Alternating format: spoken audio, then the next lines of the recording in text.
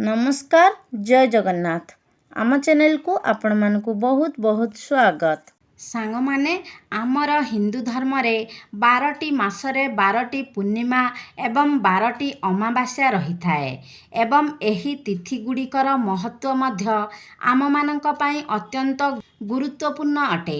एही तिथि गुड़िकरे जदि आमे किछि विशेष उपायर पालन करिथाउ तेबे एहा द्वारा आमकु 33 कोटी देवादेवींकर आशीर्वाद प्राप्त होइथाए।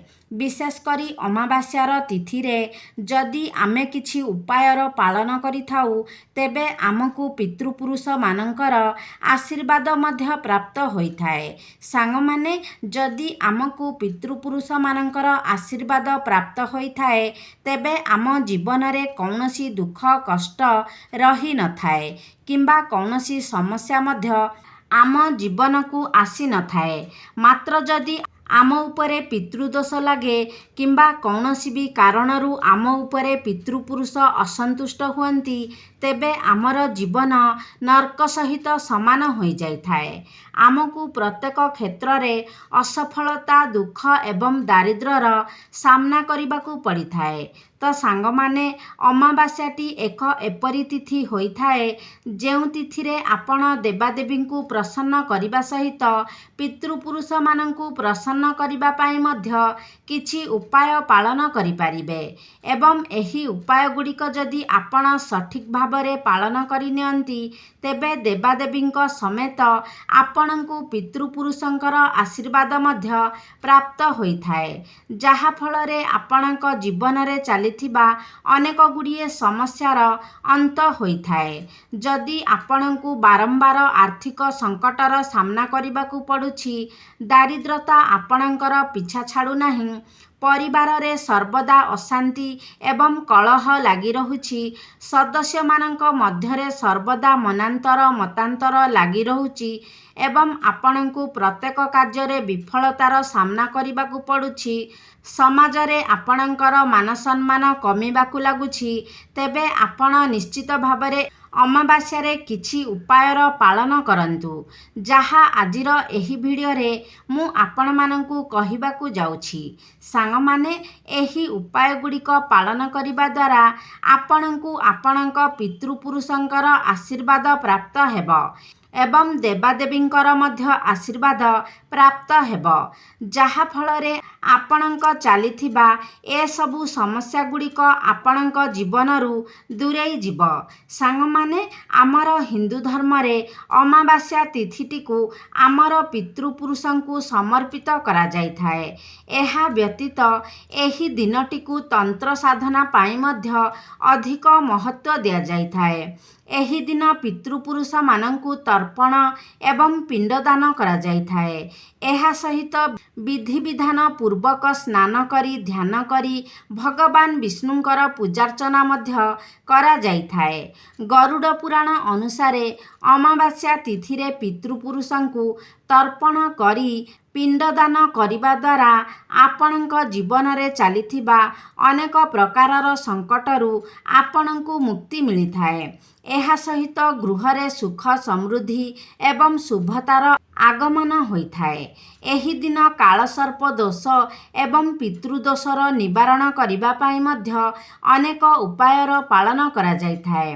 तेबे एही अमावास्या तिथि रे पितृपुरुष माननकु संतुष्ट करिबा पाई पितृदोषरू मुक्ति पाइबा पाई दान पुण्य एवं श्राद्ध कर्मर बहुत बेसी आवश्यकता रही थाए।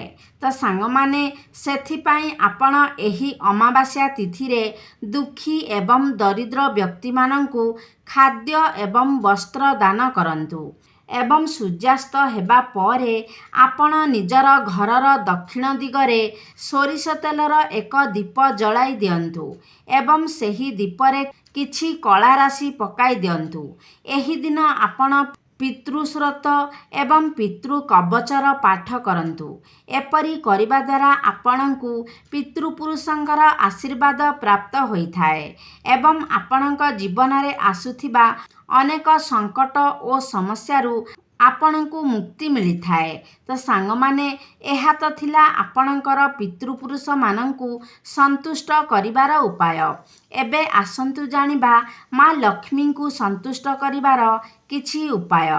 ଯେଉଁ ଉପାୟଗୁଡ଼ିକ ପାଳନ କରିବା ଦ୍ୱାରା ଆପଣ ମା ଲକ୍ଷ୍ମୀଙ୍କୁ ପ୍ରସନ୍ନ କରିପାରିବେ।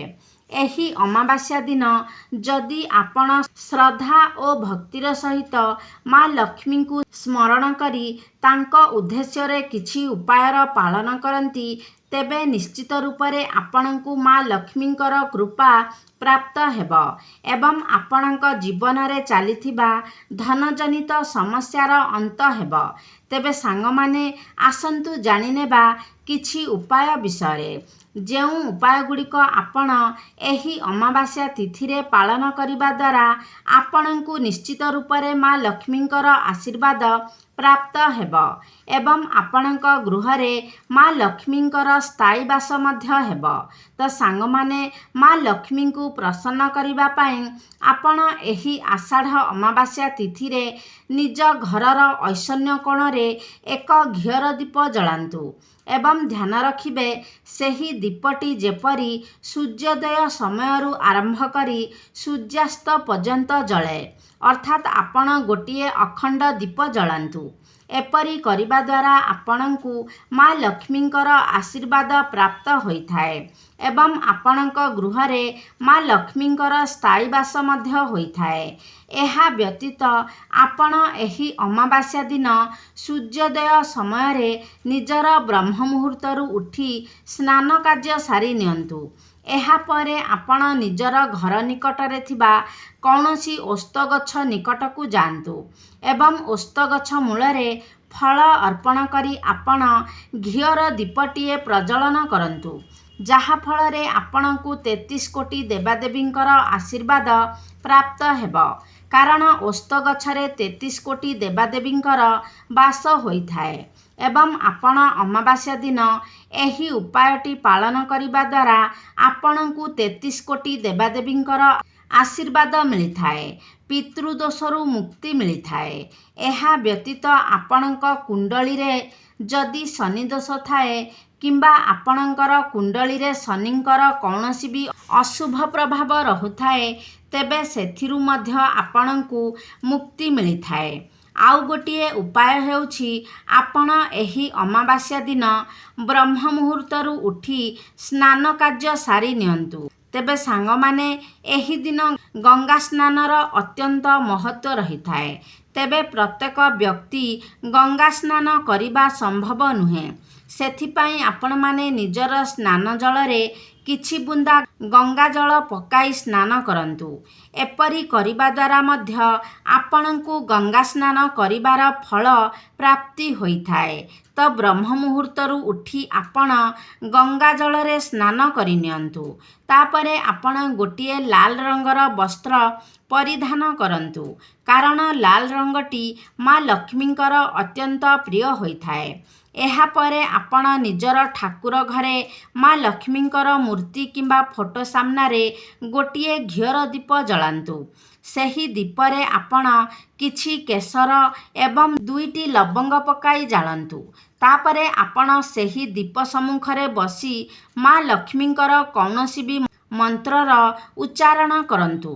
ଦେଖିବେ ଏହି ଉପାୟଟି ପାଳନ କରିବା ଦ୍ୱାରା ଆପଣଙ୍କର ଆର୍ଥିକ ସମସ୍ୟା ଦୂର ହୋଇଯିବ, ଆର୍ଥିକ ସଙ୍କଟ ଦୂର ହୋଇଯିବ।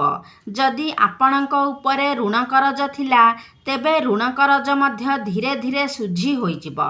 ତେବେ ସାଙ୍ଗମାନେ, ସବୁଠାରୁ ଗୁରୁତ୍ୱପୂର୍ଣ୍ଣ କଥା ହେଉଛି ଆପଣ ଯେଉଁ ବି ଉପାୟ ପାଳନ କରୁଛନ୍ତି, ତାକୁ ଶ୍ରଦ୍ଧା ଏବଂ ବିଶ୍ୱାସ ପୂର୍ବକ ପାଳନ କରନ୍ତୁ। ତେବେ ଯାଇ ଆପଣଙ୍କୁ ଏହାର ଫଳ ପ୍ରାପ୍ତି ହେବ। ଏହା ବ୍ୟତୀତ ଆପଣଙ୍କର ଆର୍ଥିକ ସଙ୍କଟକୁ ଦୂର କରିବା ପାଇଁ ଆପଣ ଅନ୍ୟ ଏକ ଉପାୟର ମଧ୍ୟ ପାଳନ କରିପାରିବେ। ଏହି ଅମାବାସ୍ୟା ତିଥିରେ ଆପଣ ବ୍ରହ୍ମ ମୁହୂର୍ତ୍ତରୁ ସ୍ନାନ କାର୍ଯ୍ୟ ସାରି ନିଜର ଠାକୁର ପୂଜା ସାରିବା ପରେ ଆପଣ ତୁଳସୀ ମାଳିରେ 108 ଥର ଗାୟତ୍ରୀ ମନ୍ତ୍ରର ଜପ କରନ୍ତୁ ଏବଂ ଜପ କରିବା ପରେ ମା ଲକ୍ଷ୍ମୀଙ୍କୁ ଆପଣଙ୍କର ଆର୍ଥିକ ସଙ୍କଟ ଦୂର କରିବା ପାଇଁ ଏବଂ ତାଙ୍କର ବିଶେଷ କୃପା ପ୍ରାପ୍ତି ପାଇଁ ପ୍ରାର୍ଥନା କରନ୍ତୁ। ଏପରି କରିବା ଦ୍ୱାରା ମଧ୍ୟ ଆପଣଙ୍କର ଆର୍ଥିକ ସଙ୍କଟ ଦୂର ହୋଇଥାଏ। ଏହି ଦିନ ଆପଣ ନିଜ ଗୃହରୁ ନକାରାତ୍ମକ ଶକ୍ତି ଏବଂ ନକାରାତ୍ମକ ଉର୍ଜାଗୁଡ଼ିକ ଦୂର କରିବା ପାଇଁ ପାଣିରେ ଅଳ୍ପ କିଛି ଲୁଣ ମିଶାଇ ଆପଣଙ୍କ ଘରକୁ ପୋଛା ଲଗାନ୍ତୁ। ଏପରି କରିବା ଦ୍ୱାରା ଆପଣଙ୍କ ଗୃହରେ ଥିବା ସମସ୍ତ ନକାରାତ୍ମକ ଶକ୍ତିଗୁଡ଼ିକ ଦୂର ହୋଇଯାଇଥାଏ। କାରଣ ଯେଉଁ ଗୃହରେ ସକାରାତ୍ମକ ଶକ୍ତି କମ୍ ହୋଇଯାଇଥାଏ ଏବଂ ନକାରାତ୍ମକ ଶକ୍ତି ବଢ଼ିଯାଇଥାଏ ସେହି ଗୃହରେ ମା ଲକ୍ଷ୍ମୀ ବାସ କରିନଥାନ୍ତି, ଯାହାଫଳରେ ସେହି ଗୃହକୁ ଦୁଃଖ ଏବଂ ଦରିଦ୍ରତା ମାଡ଼ି ବସିଥାଏ। ତ ଆପଣମାନେ ଚେଷ୍ଟା କରନ୍ତୁ ସର୍ବଦା ଆପଣଙ୍କ ଗୃହରେ ନକାରାତ୍ମକ ଶକ୍ତିଗୁଡ଼ିକୁ କମ୍ ରଖିବା ପାଇଁ ଏବଂ ସକାରାତ୍ମକ ଶକ୍ତିଗୁଡ଼ିକ ଉର୍ଜାଗୁଡ଼ିକ ଯେପରି ଆପଣଙ୍କ ଗୃହରେ ଅଧିକ ରହେ ସେଥିପ୍ରତି ଉପାୟର ପାଳନ କରିବା ପାଇଁ। ତ ସାଙ୍ଗମାନେ, ଆପଣ ଯଦି ସପ୍ତାହକୁ 2ରୁ 3 ଥର ନିଜର ଘରେ ଲୁଣ ମିଶ୍ରିତ ଜଳରେ ପୋଛା ଲଗାନ୍ତି ତେବେ ଆପଣଙ୍କ ଗୃହକୁ ନକାରାତ୍ମକ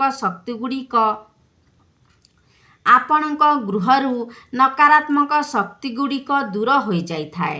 ତ ସାଙ୍ଗମାନେ, ଆପଣମାନେ ମନେ ରଖିବେ ଯେ ଶନିବାର ଦିନ ଏବଂ ଗୁରୁବାର ଦିନ ଆପଣ କେବେ ବି ଘରେ ପୋଛା ଲଗାଇବେ ନାହିଁ ଏବଂ ଲୁଣ ମିଶ୍ରିତ ପାଣିରେ ତ କଦାପି ବି ପୋଛା ଲଗାଇବେ ନାହିଁ।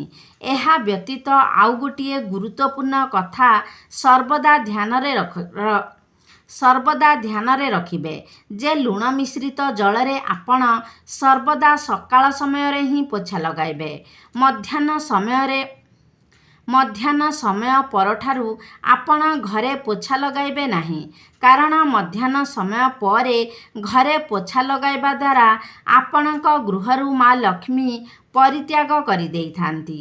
ତ ସେଥିପାଇଁ ଘରେ ସର୍ବଦା ସକାଳ ସମୟରେ ହିଁ ପୋଛା ଲଗାଇବା ଶୁଭ ହୋଇଥାଏ ଏବଂ ଲୁଣ ମିଶ୍ରିତ ଜଳରେ ଘରେ ପୋଛା ଲଗାଇବା ଦ୍ୱାରା ଗୃହରୁ ନକାରାତ୍ମକ ଶକ୍ତି କମ୍ ହୋଇଯାଇଥାଏ ଏବଂ ଆପଣଙ୍କ ଗୃହରେ ସକାରାତ୍ମକ ଶକ୍ତିର ବୃଦ୍ଧି ହୋଇଥାଏ।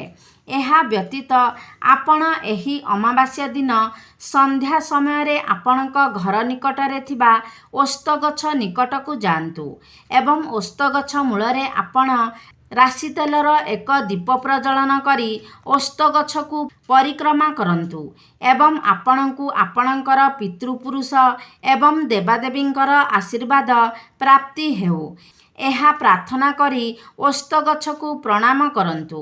ଅମାବାସ୍ୟା ଦିନ ଆପଣ ଭୁଲରେ ବି କାହା ମନରେ କଷ୍ଟ ଦିଅନ୍ତୁ ନାହିଁ। କୌଣସି ମନୁଷ୍ୟ ଏପରିକି ପଶୁ ପକ୍ଷୀଙ୍କୁ ମଧ୍ୟ ଆପଣ କଷ୍ଟ ଦିଅନ୍ତୁ ନାହିଁ। କେବଳ ଅମାବାସ୍ୟା ଦିନରେ ହିଁ ନୁହେଁ, ଆପଣ କେବେ ବି କାହା ମନରେ କଷ୍ଟ ଦେବା ଉଚିତ ନୁହେଁ, କାରଣ ପ୍ରତ୍ୟେକଙ୍କ ଶରୀରରେ ଭଗବାନଙ୍କର ବାସ ହୋଇଥାଏ। ଆପଣ କୌଣସି ବି ଜୀବକୁ କଷ୍ଟ ଦେବାର ଅର୍ଥ ଭଗବାନଙ୍କୁ କଷ୍ଟ ଦେବା ସହିତ ସମାନ ହୋଇଥାଏ। ସାଙ୍ଗମାନେ, ଅମାବାସ୍ୟା ତିଥିରେ ଗାଈ ଏବଂ କୁକୁର ଏବଂ କଳା କାଉର ସେବା କରିବାର ଅଧିକ ମହତ୍ତ୍ୱ ରହିଥାଏ।